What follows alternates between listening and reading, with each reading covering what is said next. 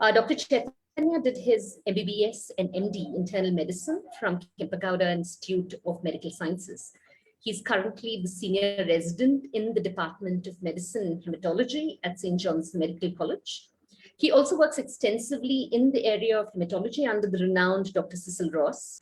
Dr. Chaitanya has published several research papers in international and Indian journals. He's the youngest staff member actually in St. John's to be honored with the Pioneer Award 2021 for being voted the best teacher by his undergraduate and PG students. So at this moment, he's, of course, taken the additional mantle of responsibility of being the COVID coordinator at St. John's to manage the current crisis. So thank you so much for being here, Dr. Chaitanya. Before we get started, what I wanted to do was really, say, just a quick word on the format, to the audience today. Dr. Harita will probably start with a few common myths around COVID-19. At the end of this, we'll open this out to questions from the audience. So if you guys do have some questions, please type it out and we'll take it at the end of the session. Okay. Finally, welcome Chaitanya. First of all, I must say before I get started, there are no words to express the gratitude that all of us have for all of you doctors, nurses, and medical staff who are on the front line in the war against this virus. Right, and in a particular thank you to you for taking this 1 hour between, I'm sure your crazy shifts to make time to do this webinar on decoding facts, myths, and realities around COVID-19. So that, without further ado, I'm going to hand it over to you. Thank you so much for being here. Hi, thank you so much for that flattering introduction, and thank you for all the good wishes. It's been a crazy time for the whole world, and especially the healthcare system has really taken a beating, and to all the healthcare workers, yes, it's been a really stressful time, but I think it's also equally important, and I think today's session is so relevant because there are a lot of facts, myths and realities around COVID which can cause more panic and can cause more fear than anything else, and I think I'll do my best to decode some of those. I hope my slides are visible.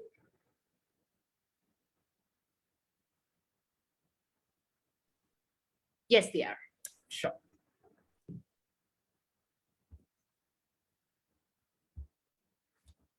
Right. So to begin with, I just want to touch upon a few facts and figures rather with regards to COVID-19. As of the 14th May, we have so many confirmed cases of COVID, so many deaths, right, both across the world and in India. But what I want everyone to focus on, and I think it's always important that we focus on some positive parts among all the negativity that we normally read or see. And that is to look at the amount of vaccine doses both worldwide and in our country. And as we know that India is running the largest vaccination drive across the world. And yes, it is true that we're all having a vaccine crunch and it's been improperly managed, but that doesn't take away from the fact that mankind has responded to this pandemic in such a dramatic fashion to ensure that vaccines are rolled out, and the number of vaccines the number of people who've been vaccinated and the number of people whose lives have been spared because of this vaccine is tremendous. And I think that's what I want to highlight upon. Just a couple of words on what the coronavirus is. Corona is not a new virus. It's not something that's brand new. It's always invaded both mammals and humans, and generally is a very mild illness causing maybe a runny nose and a cough or cold. In fact, till the last decade, coronaviruses never took any precedence or never took any great importance when you read about respiratory infections. But over the last decade, we've had coronaviruses before COVID-19, and I think that's something that everyone might have read but not correlated. You would have all read about the Middle Eastern respiratory syndrome, as well as SARS, which occurred due to various types of flu. All of them have been attributed to be due to coronavirus. But COVID-19, which we're currently dealing with now, is the most recently discovered strain, which again began in Wuhan, China in December 2019. Now, is this man-made? Is it made in a lab? Is it the result of multiple mutations?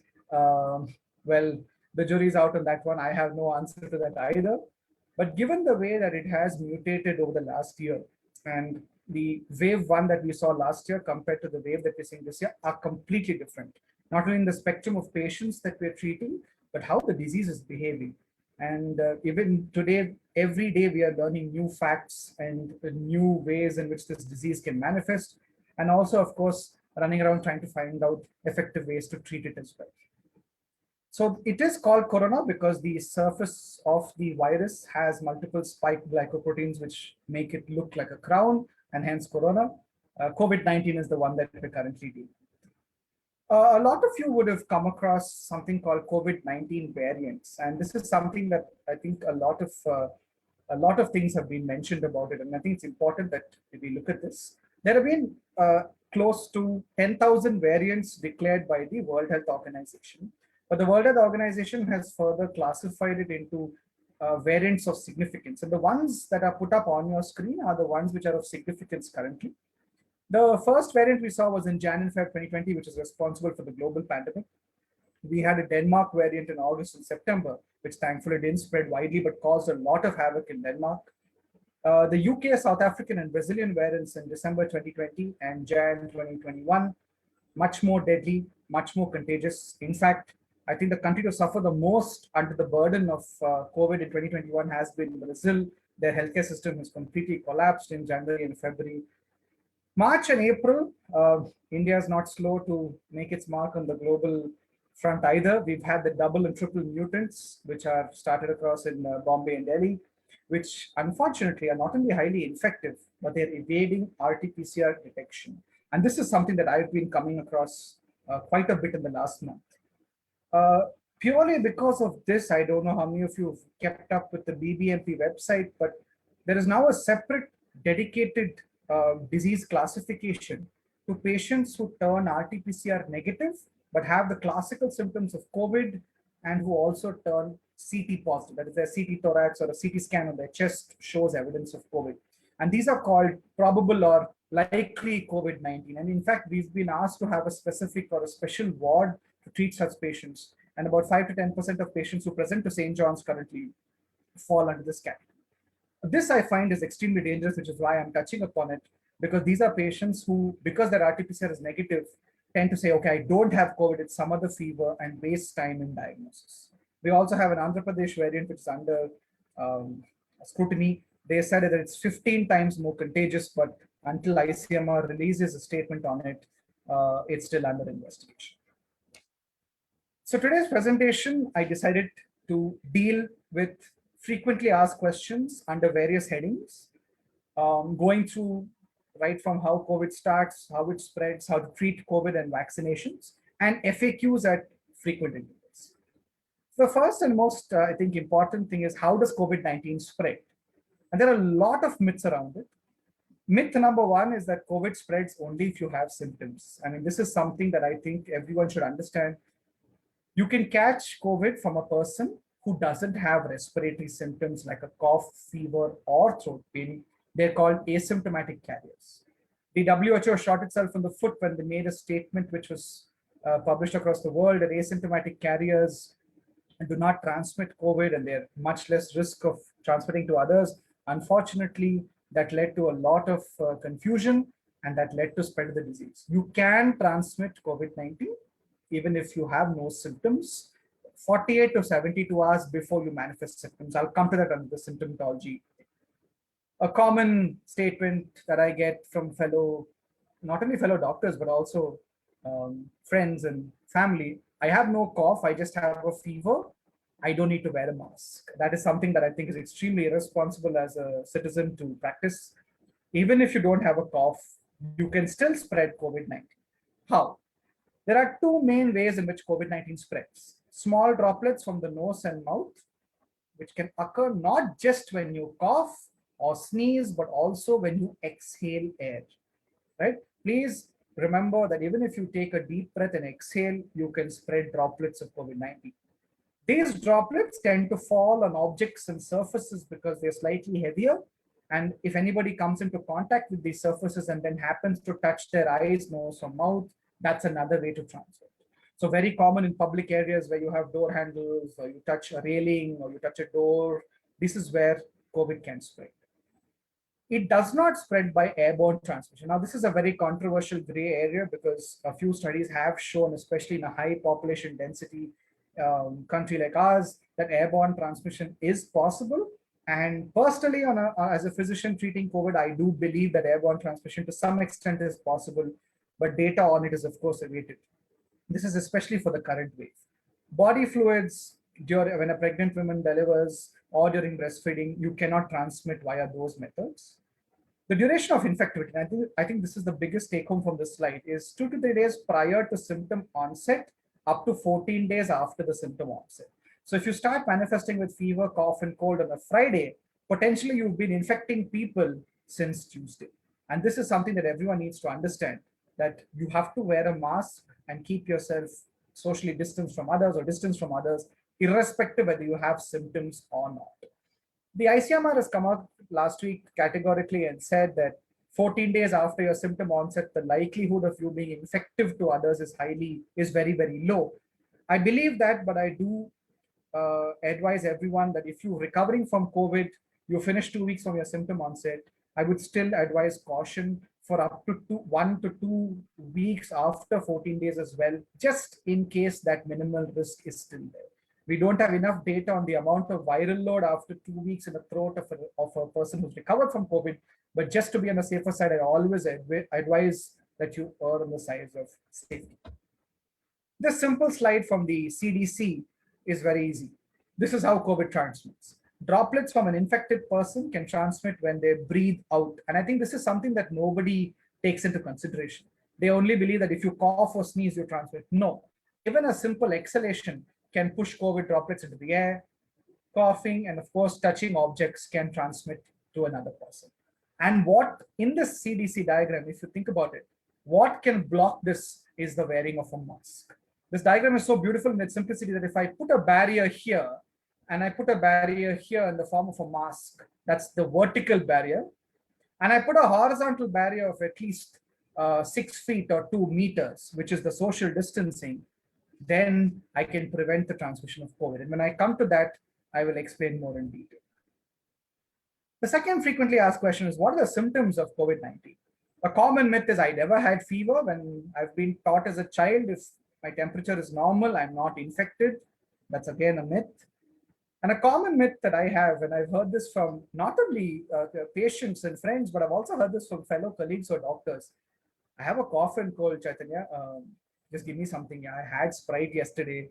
I had some ice cream. It's an ice cream related cough. Anthony Fauci, who's the infectious disease head in the US, controversial figure as such, even he will not be able to make out if your cough and cold is because of Haagen-Dazs or COVID-19. So I don't think you should attribute any cough and cold to ice cream unless proven otherwise. The most common symptoms that you see are fever, tiredness, loss of taste or smell, and a dry cough. But some patients come with slightly different symptoms: aches and pains, nasal congestion, a runny nose, sore throat, or sometimes even diarrhea. And I've seen a lot of younger individuals present with diarrhea and fever as the first presentation, treated as food poisoning, but 3 days later found out to have COVID-19. So I think these are the symptoms to look out for. The last 2 lines I think are most important for everyone to know. I'll stress upon them on the next FAQ. When do you need to be hospitalized? And only if you have difficulty in breathing, chest tightness, or your oxygen saturation falls less than 94. I'll come to that on a subsequent slide. These are the main symptoms to keep in mind. And this is a simple diagram I think all of you can follow. These are the symptoms of COVID-19, right? These are the documented most common symptoms of COVID-19. And if you can keep these in mind, any of your family members, friends, colleagues have any of these symptoms, please do test for COVID-19. And remember, the period of infectivity is 2 to 3 days before the onset of symptoms, up to 2 weeks after. What are the high-risk groups? And this is a common question that is asked to me: am I at high risk for COVID-19? And if you look at the slide that I've put up, the group of people on the left side are those who have comorbid illnesses like diabetes, hypertension, heart and lung disorders, patients who've received a renal transplant or a bone marrow transplant, patients on hemodialysis or with active cancer. It doesn't mean that every diabetic whose fasting sugar is within control or who's got very well controlled blood pressure with medications is high risk. No, those who have uncontrolled diabetes, have blood pressure is not under control, patients who've got an underlying bad lung disorder like COPD, which is a disease that affects the lungs, or patients on dialysis, those are much, much higher risk for the complications of COVID-19. What is most interesting is what I've put on the right side of the screen, and this is what we're seeing in the current wave. Elderly patients are much more susceptible to catching COVID and for COVID becoming COVID pneumonia from a simple throat infection. And they're also much more susceptible to the complications involving multiple organs like the heart, brain, and kidneys. But that being said, what I'm seeing in my current practice, which is often very scary, is that younger individuals are much more susceptible to immune dysregulation and severe respiratory illness. What does this mean? There are two phases of COVID-19 when you get infected. Week 1, which extends from day 1 to day 5 or 6, is when the virus is ravaging your system. Day 6 or probably day 7 to day 10, as the virus is being cleared out of your system, it triggers your immune system into hyperdrive. And younger individuals active tend to have a increased severity of their immune dysregulation. And your immune system starts to attack whatever little bit of the virus is remaining. And unfortunately, your lungs are collateral damage. And this causes extensive lung damage, which is often life-threatening. And this is what we're currently tackling in this particular wave. And we're having to give them strong immunosuppressants in order for me to treat their COVID. So if you look at this slide, it looks like a lot of people are at risk or are a high-risk groups for COVID-19. So the simple message, stay safe. How do I protect against contraction of COVID-19? How do I protect against contracting such a virus? A common myth, it enters only through the mouth and not with close contact with individuals. So if I wear my mask only over my mouth, I leave my nose exposed and I'm in close contact with everybody, shaking hands, touching common objects without sanitization, I won't get COVID. We were at a wedding reception without a mask, but again, nobody there had COVID. Yeah, we didn't see anybody coughing and sneezing. These are common things that are told to me when I ask a person, hey, you've got symptoms of COVID, did you visit anywhere? No, I've been at home except for this wedding reception, except for this party where nobody had COVID. They were all known to me. Nobody's got symptoms of COVID. Like I said earlier, if a person can spread COVID-19, even if they have no symptoms, 2 to 3 days before they actually develop symptoms. What are simple ways in which you can prevent yourself from developing COVID-19? 1, please wear a mask. This is something that has saved lives. I know it sounds too simple, but it is something that every healthcare worker across the world will propagate. If you wear an N95 surgical or even a cloth mask, which covers your nose and mouth, right? Masks are not ornaments to be worn to cover that poor stubble that you're trying to grow or to worn as a necklace around your neck. They're to be worn over your nose and mouth. And I think that's extremely important, especially in public places, crowded areas, and when you're talking to another individual. It's not enough to say, I'm talking to somebody else, he's going to feel insulted, I'll pull my mask down. No. Even if you're talking to another individual, irrespective whether you're in a crowded area or a public place or public transport, when you leave your house, please wear a mask. This may be moot in the current lockdown, but even if you go pick up groceries or you're going to see your relatives or whatever it is, please wear a mask. Wearing a mask has saved innumerable lives. There was a study done in Cambridge which showed that we had groups of COVID patients who recovered, who were interviewed on their frequency of mask wearing. And it found that a majority of them did not wear a mask appropriately, forget wearing a mask at all. The second pillar of prevention is clean your hands with an alcohol-based rub or wash them with simple soap and water. How frequently should this be done? Washing your hands every 10 minutes with sanitizer is not a good option because it causes a lot of dermatitis or skin peeling. The advice is to do it frequently, every 1 to 2 hours, especially if you're in a public place and you're tending to touch common objects in these places, or you've gone to a public, or you're using public transport, touching an elevator button, using the staircase, a door handle, I always suggest using sanitizer. Another common Indian habit is to touch your eyes, nose, and mouth with contaminated hands. I think that is something that all of us should really avoid.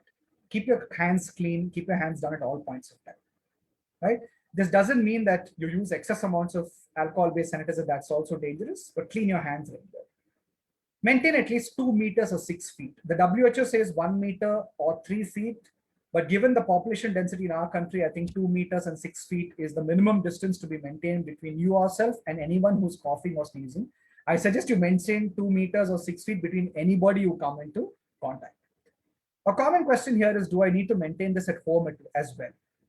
Personally, if you're going out and coming back home, you're a healthcare worker like I am, please maintain these exact same precautions, especially if you have elderly or vulnerable population at home. Wear a mask at home, that's what I do. Regularly clean your hands and maintain a 6-foot distance from people at home. I think this is the bare minimum that we can do to ensure it doesn't spread. Follow good respiratory hygiene, cover your mouth with a tissue or your bent elbow when you cough or sneeze.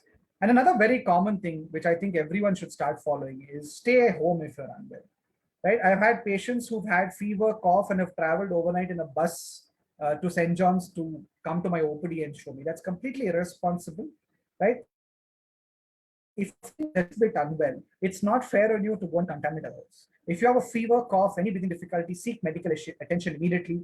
Isolate yourself in a room with an attached bathroom, which is isolated from everybody else. Get your meals delivered to the room.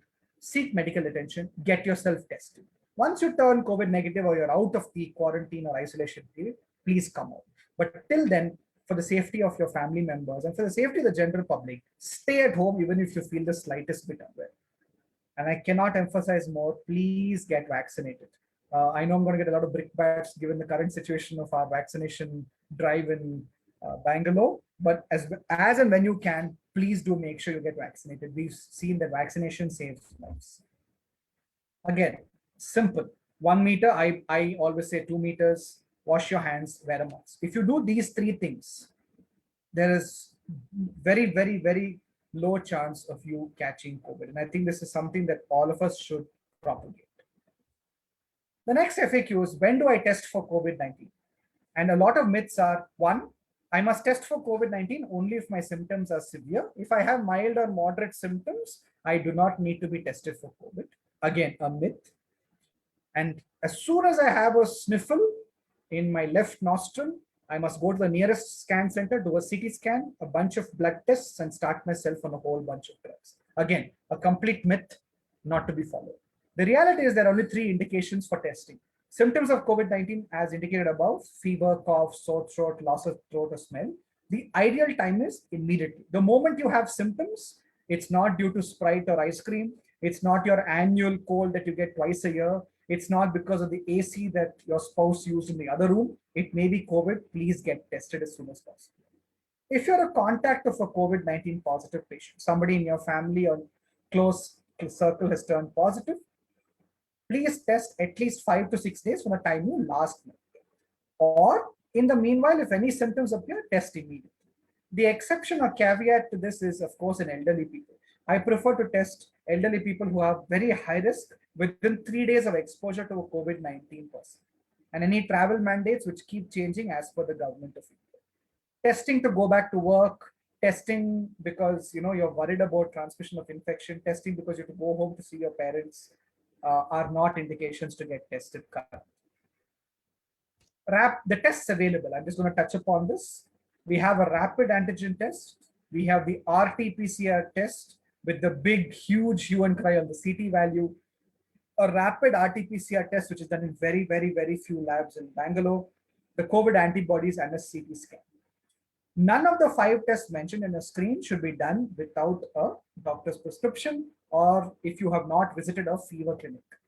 Panic testing because you feel that your taste for your spouse's cooking has come down or you're not able to taste it as it should be is not an indication to get tested. Please avoid this because of the severe burden on kits for testing. Patients who actually need to be tested are finding it very difficult to get tested. The rapid antigen test has a turnover of about 20 to 30 minutes, but it only picks up about 50 to 60% of patients with COVID-19. The RT-PCR remains the gold standard, but as I cautioned you all earlier, RT-PCR in the current wave may be negative on multiple occasions, and that is the only place where an early CT scan can pick up COVID-19 pneumonia.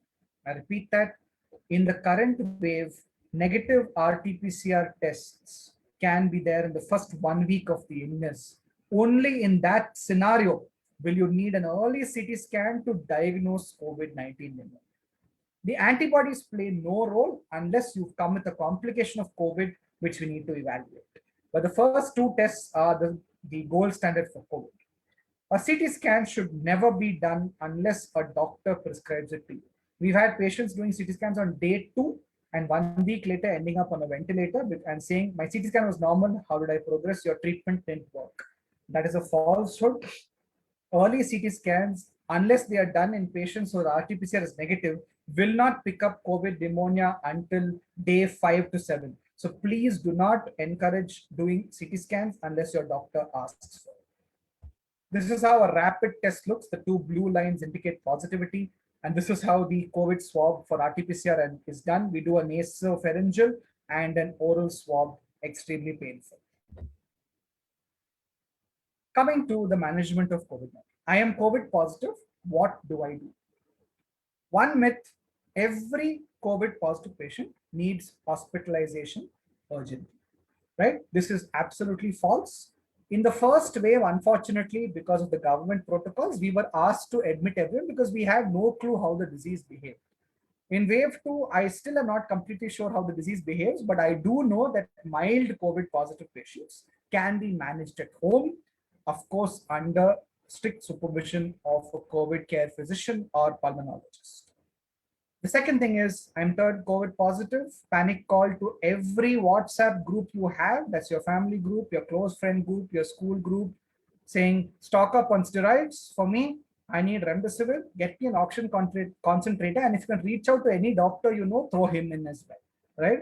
So getting 15 different consults from 15 different doctors, hoarding steroids, using the black market to purchase remdesivir for 25,000 rupees a vial, keeping oxygen concentrators at home when you don't really need it. These are all indications that you are panicking. You do not need to do any of these unless your physician asks you to. The first and most important is, please do not panic.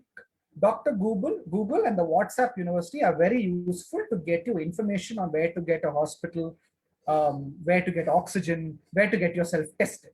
The WhatsApp University is very useful to give you TLC, tender loving care, when you are positive. But what they do not give you is accurate and adequate knowledge on how to manage COVID. Please leave that to a doctor, right? Who's not Dr. Google. I've had people who followed WhatsApp forwards and who have Googled their symptoms, got into panic, tried everything under the sun, sniffing camphor oil, sniffing glue, gargling with water mixed with Dettol. I've had everything possible. People have tried everything under the sun, right? And this is something that really causes more harm than good. As much as Google and WhatsApp is very useful for TLC, like I mentioned, please don't use it to diagnose or treat. Leave that to us. When you're diagnosed with COVID-19, please don't panic. Only 15 to 20% of patients who contracted COVID will require hospitalization. Yes, this is much more than last time, but that doesn't mean that everybody needs to panic. Patients who have mild COVID, where your oxygen is above 95, do not need admission unless you have, as I mentioned earlier, uncontrolled diabetes, or you're on dialysis, or you're an active cancer patient. Then it may make sense for you to get admitted. Otherwise, please do not panic. It will pass as a flu. You just need to follow all instructions that are put up in this presentation and by your treating physician, and all will be well. The key part is not to panic. The second thing is forwarding your oxygen saturation, your COVID report, and all the prescriptions into every WhatsApp group that you've ever been part of is not advisable, because you will get 101 different opinions on 110 different ways in which you should treat yourself, which renders you confused, scared, and panicky. So I would advise you to find one point of contact in your relatives who's going to help you with your arrangements, and one single doctor whom you trust. I think that's all that you need to handle COVID. Once diagnosed and monitored, isolated, please monitor your oxygen levels and temperature and pulse rate twice a day. If you're elderly and your doctor advises it more frequently, please do so. Make a chart and forward it to him on a regular basis so he can keep in touch with your symptoms. Plenty of oral fluids with a normal diet. There is no specific diet to reduce corona. Herbal Ayurvedic preparations, kashayams are all very useful when you want to reduce your sore throat, but they're not going to reduce your viral load, nor are they going to prevent COVID in them. Right? I've had people gargle with betadine every 2 hours. I've had people, taking a mixture of all kinds of things and ending up with a sore throat that they started off with. Please don't do anything that is overboard. Activity. Absolute bed rest is not required because there are risks of blood clots in COVID. Keep as active as much as possible. Take your rest whenever you feel tired because fatigue is a very common symptom of COVID. Awake proning, and this is something that I want to also emphasize in everyone who's been diagnosed with COVID. Awake proning is a very important technique to improve your oxygen delivery. I'll come. This is how an oxygen monitor looks. This is your oxygen saturation. The normal is between 96 to 100. This is your pulse rate. Always check your oxygen levels on the middle and index finger. Please remember, every finger will show you a different value, and both hands and toes, if you do, and the tips of your ears, if you want to use that, all will show you a different value and cause more panic. Stick to 2 fingers, that's the middle and the index, on one hand. Always check it for a minimum period of 30 seconds with the patient in sitting up position with your hand resting comfortably on the bed. Right? Wait for 30 seconds for this value to stabilize before you declare your saturation. A lot of people panic when they see variations, tend to report false numbers, have come to the St. John's emergency block. Saturation is 99%, sent back home disgruntled because I didn't get a hospital bed. Dr. Chaitanya said I don't need admission, right? This has happened too many times. Please take your time and monitor correctly. Nail polish and mehendi on the fingers, creams on the fingers do tend to affect P levels. So please make sure you check for at least 30 seconds sitting up with the hand in resting position. And this is, of course, the thermometer for you to check your temperature. This slide shows how awake proning should be done. And this should be done in everyone except those who are pregnant, who are extremely obese, who already have an underlying heart disease, or who have problems with either the spinal cord or the vertebral bony cord. In these patients, it's extremely unadvisable to do this. In everybody else, you have to follow this cycle. Cycle 1 includes lying flat on your stomach with a pillow below your neck, a pillow below your tummy, and a pillow below your ankle. So 3 pillows, lie for 30 minutes to 2 hours. It's a little uncomfortable, but it takes time getting used to. Then lie laterally on your side with a pillow below your neck and below your ankles. And then 30 minutes to 2 hours sitting up with your back supported, 30 minutes to 2 hours on your left side. All 4 together constitute one cycle. And if you can do at least 2 to 3 cycles a day, then you can improve your oxygen levels. And you will see that when you do this and you check your oxygen saturation, it is automatically improved. What drugs will my doctor prescribe to me for COVID? Herbal, Ayurvedic, and homeopathic medications are useful to reduce your symptoms, but they do not reduce your COVID infectivity, and neither do they improve your oxygen levels. If you decide to consult me for allopathy, please avoid these. If you decide to go along the herbal, Ayurvedic, and homeopathic medication path, please go ahead, but do not mix the two, because the drugs I give you to treat COVID and these, if they interact, can cause serious side effects on the liver and kidney. So decide which side of the fence you want to play. Another common thing, my mother-in-law's sister took the medication. She forwarded me the prescription. Her doctor is in Bihar. Her doctor is in Delhi. Her doctor is a very senior pulmonologist from Tamil Nadu. So I'm going to take the same medications. Please remember, everyone's medication is unique for them. Yes, the drugs are common, but it doesn't mean that somebody else's medication will work for you. It has to be tailor-made for you. There are certain contraindications for every medication. This habit of giving my prescription to 10,000 people is not useful because you do not know how each one will interact with specific drugs. Please leave that to those who spent 15 years in medical school for a particular reason. Again, medications only prescribed by the doctor. Our Indian mentality of going to the pharmacist, your local pharmacist, for a little bit of gossip and asking him, I got cough and cold, negative on the tablet code, right? Please do not do that in COVID. Whatever medications you purchase for COVID should be prescribed by the doctor from the hospital or the clinic, not by Dr. Google or the WhatsApp university. You may be prescribed ivermectin. All of you will Google ivermectin and find out it's used to treat worms. And then I get a call, doc, you've given me ivermectin. It's used to treat worms. I mean, I thought COVID was a virus. Some benefit has been found that early ivermectin in certain patients only reduces the risk of COVID pneumonia, but it's not useful in everyone and definitely only useful in mild COVID. Drugs of definite benefit are steroids. The magic drug in COVID-19 is a steroid. You'll all say, sir, doc, what about remdesivir? I'll come to that. My thoughts on remdesivir may be a little controversial, but steroids are the drugs of choice in COVID, prescribed not by you, but by a doctor. You would have all read about the black fungus. I'm coming to that. Early use of steroids in the virus phase. I told you about the two phases. If you use steroids in the first 5 days, unless your doctor has a specific indication, you delay the virus phase, delay your course in the hospital or at home, and increase the risk of the black fungus, which is causing a lot of havoc. Please take steroids only if your doctor asks you. Paracetamol is easily available and can be taken for fever. Avoid diclofenac and various other agents for fever unless your doctor suggests it. Budesonide inhaler is very useful in mild COVID who have that irritating cough. Again, only as prescribed by a doctor. I have seen people buy 15, 20 inhalers and distribute it in their apartment complex. Please avoid doing that. We need it for patients in the hospital. Not useful, again, highlighted in bold, hydroxychloroquine, azithromycin, doxycycline, vitamin C, vitamin D, favipiravir, and all the over-the-counter drugs that we've all been given. Am I guilty of giving all these last year? Absolutely. When I had nothing to treat COVID, I also gave azithromycin, hydroxychloroquine, vitamin C, vitamin D, favipiravir, antibiotics. Sometimes we would give a 6-drug cocktail hoping that it would work.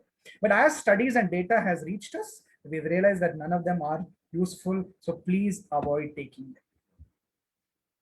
When do you need to admit a COVID-19 patient? I think this is the question of the day. All COVID cases need to be admitted early to avoid complications is again no, right? You do not need to admit all COVID patients. Even if you're admitted and you have mild COVID, you can still develop complications later. Doc, if I get admitted and I have mild COVID, my disease will not progress. Again, completely false. You can have mild COVID, spend 6 days with me in the hospital and still progress and go on the ventilator, right? So there is no indication for admission. There are very specific indications, and these are the indications. Chest pain or tightness, breathing difficulty, or when your saturation drops to less than 94% on successive readings. Persistent fever, more than 5 to 7 days. Your cough is getting worse, or you're having blood in your sputum. Unexplained severe fatigue, especially when you go to the bathroom and back, you say, I'm feeling very tired. I feel like I've run a marathon. These are the only indications currently for you to get admitted. Please call a fever clinic near you or the nearest hospital and arrange for admission. I don't want to get COVID pneumonia. I want to get admitted. No. Right? I'm worried that I'll go on the ventilator. If I get admitted early, I'll prevent that from happening. No. These are all myths that need to be busted. These are the only 4 indications currently. Again, there is a rider to this. If you have mild COVID with a normal oxygen saturation, but your sugars are 400, you're a patient of dialysis, you have active cancer, I may admit you early to monitor you more frequently. Am I going to change my treatment? Absolutely not. Doc, what will the hospital give me to treat COVID? Will I get an antibiotic? Will I get this? Will I get that? Will I get remdesivir? These are so many questions. The biggest myth going around today is remdesivir is the only life-saving drug in COVID-19 infections. That is false. The WHO last week had a international seminar where they said remdesivir is not to be given in patients at all, right? And that is quite shocking because we've been using remdesivir left, right, and center from last year. Remdesivir is not the only drug. It's not life-saving either. Steroids are the only life-saving drugs in COVID-19. Remdesivir is to be used in certain groups of patients. There's a very narrow therapeutic range, and that is when it is supposed to be used. I'm worried about the black fungus. I do not want to take steroids is again false. steroids, when used judiciously by your physician, are very effective and the only drug to save you in COVID. The order in which I've put these drugs is the order in which I personally use them in the hospital. Steroids and oxygen are on the top of my list with a blood thinner to prevent blood clots. I then use immunomodulators. All of you would have come across these Latin sounding, Greek sounding words, difficult to pronounce and extremely expensive and difficult to procure. These are used specifically for the immune phase of week 2 of the virus. Remdesivir and plasma at the bottom of the list because data shows that there are very specific people in which it will work. Remdesivir between days 3 to 5 in patients who are mild, who've converted to moderate, not on a ventilator, are the only indications for remdesivir now. And even then, it should always be given with steroids and never alone. So all the panic and running after remdesivir, no.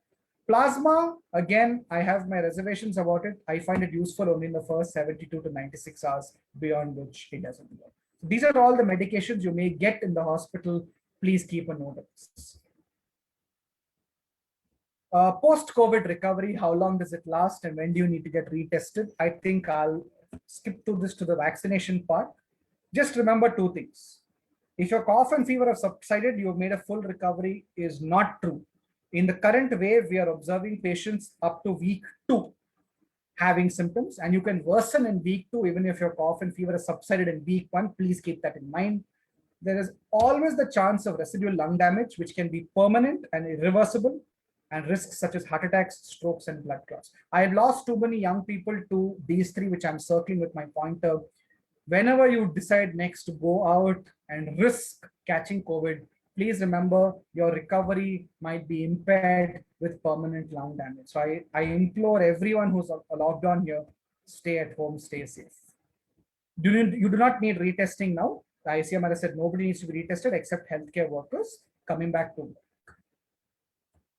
These are some of the long-term complications of it can affect any system, as you can see. I'm most worried about the chronic lung damage, the blood clots, and the cardiac dysfunction. I've lost too many patients to them 1 to 2 months after recovery from COVID. And so I caution everyone, please, please, please be careful. Coming to the last FAQ, which I think is, again, something that's so controversial. Should everybody be vaccinated against COVID-19? I'm young. I have robust immunity. I don't need to be vaccinated. Why would I need to be vaccinated? My immune system is good. Secondly, you are telling me to get vaccinated and then still wear a mask. What's the point? And thirdly, the vaccines have a lot of side effects. They can cause blood clots. I would rather get COVID-19. This last statement was from a fellow doctor, right? Vaccine saves lives. It's as simple as that. India is running the largest vaccination drive, albeit with a lot of teething problems. If you get vaccinated against COVID-19, irrespective of your age, it reduces the risk of you getting the virus, decreases the transmission to others, and prevents its complication and reduces the severity if you're infected. It's not a magic drug to prevent you from getting COVID at all. It reduces your risk, mitigates the transmission, and prevents you from getting a severe disease. It reduces the severity. There is no promise with any vaccine for any disease, be it polio, typhoid, tetanus, or tuberculosis, which will say you will never get it if you get vaccinated. Anybody who tells you so is BSing, right? It reduces your risk proportionately. I've seen 95-year-olds who've been vaccinated, developed COVID, and gone home absolutely fine. Please, please, please get vaccinated. We have Covishield, which is AstraZeneca, and of course taken over by the Serum Institute, and Bharat Biotech, Atmanirbhar, Covaxin made in India. You've all seen this slide across every possible news channel and newspaper showing you the differences. I want to just show you one thing on this slide. The efficacy is 70.4 as per the early studies, but American studies have said up to 80%. No vaccine will claim 100%. Even if it's Sputnik 5 from Russia, that's claiming 95, you'll only get 70 to 80%. 50% after the first dose and 70 to 80. The dosing is 8 to 12 weeks apart. You might have read yesterday on Twitter that the government has made it 12 to 16 weeks. That's purely because we've had a shortage. 8 to 12 weeks is ideal, and 4 weeks for Covaxin. Covaxin claims 80% protection. To me, if you're vaccinated and you get at least 50% protection, that's better than 0. And 0% protection leaves your lungs vulnerable to COVID pneumonia. The theories about it affecting the nerves, spinal cord, causing blood clots have all been disproved by every known international society. Please, please get vaccinated. My last slide today would be the 4 take-home messages. There are 3 pillars of protection as per the WHO. I've taken a liberty of adding a 4th. Wear a mask, wash your hands, social distancing, and please distance yourself from social media, right? Especially forwards which are not accurate and the false information. Social media is extremely helpful. I don't deny that. We all use it, but you need to know when to filter it. Abide by government orders. Please get yourself vaccinated. And the last point is enrich yourself, or read about COVID-19 from renowned sites, or watch videos of famous doctors or renowned doctors who talk about COVID-19. Familiarize yourself with COVID, the side effects, and everything about it. Go through my presentation if need be. Right? I'm no expert, but I can tell you that whatever I've put up today are facts. Once you have absorbed all this, propagate it among family members and people around you to raise awareness. But something my mother always told me, practice what you preach. You can't go and tell 10 people to wear a mask if you're not wearing one yourself. Appropriate. Be positive, not COVID. Help everybody around you, right? Spread the message about staying at home, following the 4 pillars of protection, and please get yourself vaccinated. And we can fight this pandemic together. My favorite non-medical doctor, House MD, and I'm open to any questions that you all may have.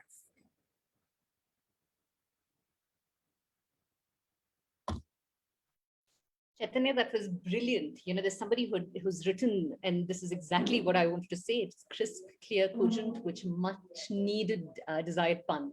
Thank you. That was educative and enlightening. And that's exactly how this entire presentation was. Thank you so much for this. There are a whole load of questions. So what I wanted to do was start off with, one question, which I thought was quite interesting. And then I'm going to do one thing. I'm just going to club a couple of questions on the entire vaccination, right? One of the first questions which came up, and quite an interesting one, was, if there was no lockdown, do you think we would have achieved herd immunity by this time in India? So again, the controversy about herd immunity still rages on.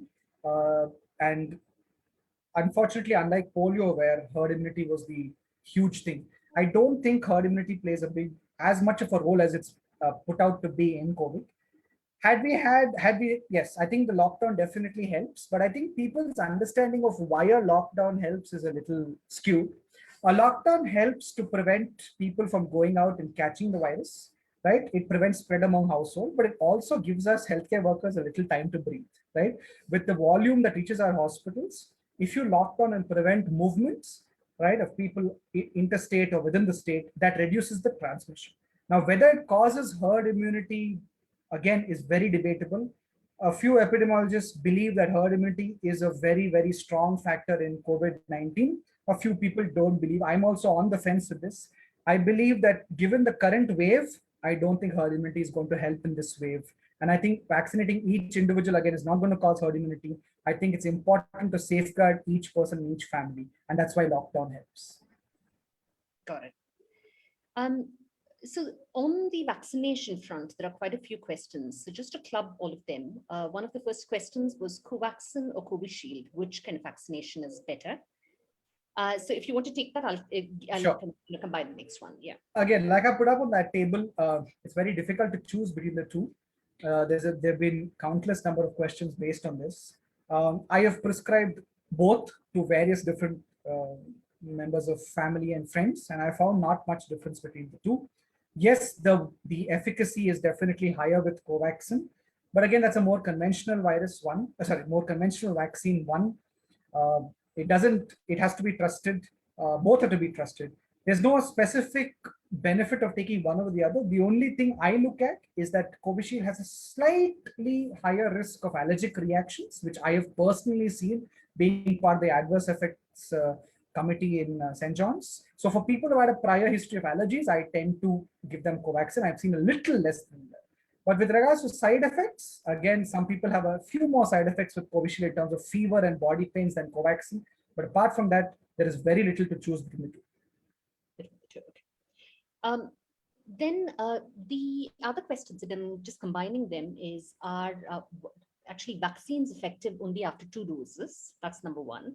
And then I'm clubbing you with another one, which is quite interesting, saying that, so while previously, we had, now that they've increased the duration between kind of vaccines, if a person has taken it, within a shorter period of time, does that mean that they need to take a booster shot? Okay. So if you take 2 doses of the vaccine, one dose will give you about 50 to 55% protection. The second dose at an appropriate gap gives you the full efficacy, either 74.4% if you take Covishield or 80% if you give Covaxin. The duration is basically based on studies which are done on volunteers who've taken the vaccine, and they found the appropriate gap is 4 weeks for Covaxin, which can be pushed to about 6 weeks. And appropriate for Covishield is 8 to 12 weeks, but the maximum push is 12 weeks. Though the government has now said we can push it to 16 weeks, again, that's a little bit of a gray area. If you've received it early, for example, the BBMP had a huge drive and they gave everybody their second dose within 4 to 6 weeks, especially in February. That doesn't mean that you will not be protected, but you may not reach the 70% that is promised. If you take it within 4 to 6 weeks of your first dose, you get about, say, 62 to 66% protection. It doesn't mean you won't get protection, but you will get protection. Got it. And how long is the vaccination effective for? I really wish I had an answer to that. They all claim 6 months to 1 year, which is false. 3 to 6 months is my best guess and everybody's best guess. The longest antibodies in a COVID volunteer was about 104 days. And some people have said approximately 104 days is the more than 3 months. Was the longest documented antibodies after a vaccine. So we're generally saying 3 to 6 months. Again, that brings up another question. Do I need to get a booster dose? Which, to answer your previous question, again, there's not enough data on whether we need a booster dose. If you ask me, I think we'll all require a booster dose every 6 months because the strain is going to change. The strain is going to mutate. I feel we will need booster doses eventually. Hopefully, by the end of the year, we have more data on that. Got it. The next one is a soap and water cleaning routine preferable to an alcohol-based sanitizers or vice versa? Ideally, vice versa. An alcohol-based rub is always better, especially if you're working or if you're going out in public places or like healthcare workers who work in a health facility. An alcohol-based rub is always better. But some people have allergies, skin allergies. Some people are not able to use the rub, in which case a thorough 5 to 10 minute hand wash with soap and water is added. There was one which was asked by Anu, is India collecting post-vaccination data? So, complications, etc., since 140, 150 million have already been vaccinated. Yes, they are. A lot of data has been collected. They released interim data in a small study. I think they released on about 5 lakh people, and they found that the incidence of severe adverse effects needing hospitalization was less than 0.1%. So this is the study that's done in India. Internationally, of course, a lot of studies are being done across the world post-vaccination. The incidence of serious adverse effects, including death attributed to the vaccine, are minuscule. Got it. There was somebody who had said that I took Covishield during a clinical trial in October 2020 and suffered from acute neurological encephalopathy. I'm not even pronounced. Okay. Due to which I've not been given my second dose. Can I take Covaxin as my second dose now? Sorry to hear about that, but advisable not to take a second vaccine of a different company or a different biological makeup. If you've had one serious adverse effect like you have after one single vaccine, I suggest you avoid any COVID-related vaccine henceforth. That's encephalopathy, by the way. I'm sorry. Yeah. If someone is COVID infected and recovers, when can the person get vaccinated? So till about a few days ago, the guidelines were very clear that if you've recovered from COVID-19 and during your treatment, you did not receive any of those Latin or Greek sounding drugs, which I mentioned, or plasma, which are basically biologicals or plasma, 1 to 3 months after full recovery is when you can take the vaccine. If you've received plasma or those special drugs, wait for 3 months. This was till last week. But the last few days, the government has said that a particular task force group has said that you should wait 6 months after recovery from COVID before you take your second dose. This is an advisory. It is not a guideline yet. We should get more clarity next month. Got it. There was another one, which was, what are the vaccines in India for pregnant women? Pfizer vaccine is allowed for pregnant women in the US now, but nothing in India. Yes. The same task force which I mentioned, the previous question has now said that lactating, breastfeeding women can take the vaccine knowing the risks. Everyone's on the fence with regards to pregnancy purely because the two vaccines, Covishield and Covaxin, have unfortunately in our population not been studied on pregnant women. But they have said that if it's a pregnant woman who's at high risk for COVID, for example, she's a nurse or a doctor, or she's the spouse of a person who's working in a hospital, then she can take the vaccine, but under a risk that the side effects in her or the fetus are not really known now, right? So that's the current stand. But I think by next week, the advisory should come saying that pregnant women will also be vaccinated. And I think this is important because the number of pregnant women or women who just delivered who are lost to COVID pneumonia in the last month has been quite frightening. One was, can you comment on the black fungus? Yes. So the black fungus is called the black fungus because it's called Aspergillus niger, which is a common fungus present in mold. There's another fungus called mucormycosis. These are the two main fungi that you're seeing.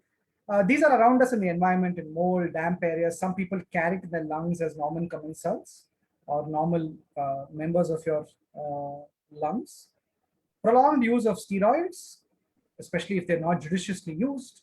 COVID itself can trigger these fungal infections to get reactivated and cause deadly consequences. It can affect your sinuses, it can affect your eyes and your brain, causing serious consequences. This can occur not only during your COVID illness, but 1 to 3 months after COVID as well.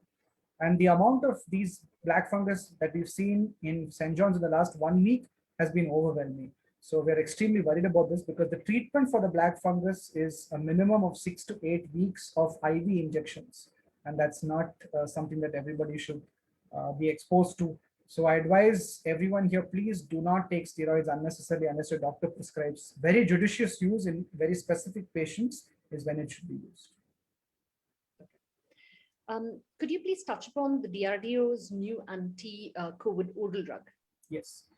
It came out last week, and I think everyone is extremely happy that it has come out. It's an oral compound which is similar to glucose. It's a modified version of it, especially it's called an enantiomer, and it's supposed to enter the virus-infected cells and reduce replication. It's not going to be a single-use drug that's going to be a magical drug that everybody pops when they have symptoms of COVID. I think there's a lot more data on it that has to be published.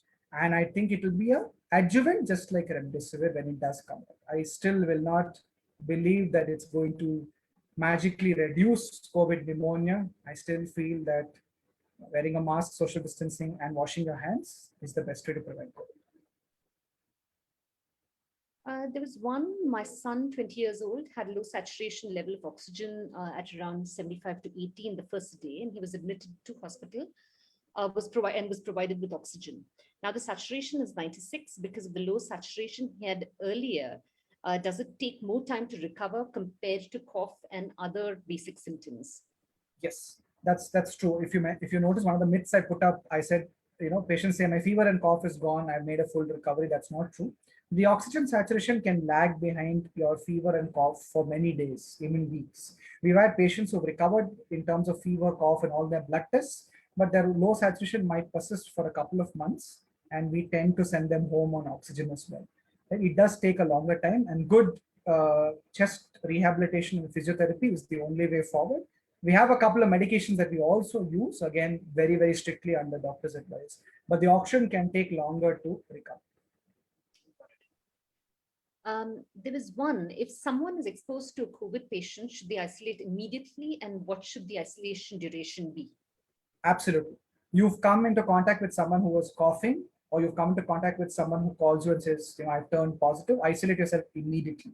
right? Put yourself in a room with an attached bathroom that nobody else uses, get all your meals there. You have to isolate yourself for a minimum period of a week. Day 5 or day 6 from the time of contact, please test yourself with an RT-PCR. If that turns negative, the report takes about 48 hours, then you can come out of your room. Once you come out, please again continue to wear a mask for at least a week after that, just in case, because as I was saying, in the current mutants, the RT-PCR can be falsely negative in the first 1 week. In those 5 days that you isolate, if you develop symptoms at any point of time, test immediately. Got it. I think there are lots of questions here, so I'm just kind of selecting the ones which I think would be, which have kind of duplicated the most. Just a second. Okay. I think you had already mentioned this, but I think it would probably be worthwhile just repeating that, because there was another question and there were 2 questions on this. You said about day 1 and day 3 and day 7. When does that start? What is day 1? So the earlier wave said day 1 was the day you got tested positive. This way we are saying day 1 is the day you got your first symptom. So if you had fever on Tuesday, Tuesday becomes the first day. And then from that you count on. So it's much easier to do that from the time of symptom rather than the test, because now in some places it takes 4 days to get your test positive report. So we don't wait for delay. We're taking day 1 as the day you've developed your symptoms. Got it. Cool. Okay. I think, we are at 7:05, so I don't want to take any more of your time here. No, you can go ahead. I'm good. Okay, I'm just going to, take about 2 more questions, and then we'll probably kind of end this, because there are many questions which are repeated here. This is again another simple one. If somebody gets exposed to a COVID spreader, by how many days could they see the onset of COVID within themselves? That's an excellent question. So you've been exposed to a person today. The virus enters your throat, starts to multiply. Usually 48 hours to 72 hours after you've been infected by that person, the virus appears in your throat and you become an asymptomatic carrier. 2 days subsequent to that, you develop symptoms. So there can be a lag of up to 5 days minimum between the time you're infected to the time you manifest symptoms. That being said, this is not a hard and fast rule. We've seen people exposed today and developing symptoms 10 to 12 days later as well. It depends on the amount of virus you're exposed to and your immune system. Got it. Can a discharged COVID-19 patient visit the hospital after 15 days as advised by the discharge report? Yes, we advise moderate to severe patients to visit a hospital after 15 days. We have specific post-COVID care clinics who take care of COVID-related matters. We advise everyone to come back 15 days later, because that's the biggest chance where complications can occur in that particular period, and we like to monitor them. So they can revisit a hospital. Are they safe in terms of preventing reinfection? Again, data is not so strong, but I still suggest you wear a mask, face shield, and gloves and visit your doctor when it's. Actually, that's the next question here. Is reinfection possible within Yes. the first months after being infected for the first time? Absolutely. There is no specific time period, but we generally say the first 2 weeks when you're recovering from COVID, you generally won't catch it. Some less conservative people say, yeah, up to 3 months, you're not going to catch it. I've seen reinfection within a month. I've seen reinfection 3 months later. But ideally, the first 2 weeks when you're recovering, the chance of reinfection is minimal, but not absent. So I still suggest you continue to follow the 3 pillars that I mentioned. Got it. Okay. And there was one question, which had kind of come from before. It's about, are asthmatic patients, also at high risk with COVID? Yes. If you're an asthmatic, as I mentioned, if you have an underlying lung disorder like asthma or COPD, you're definitely at a higher risk, not to catch COVID, but at a higher risk of COVID-related complications, including a fall in saturation.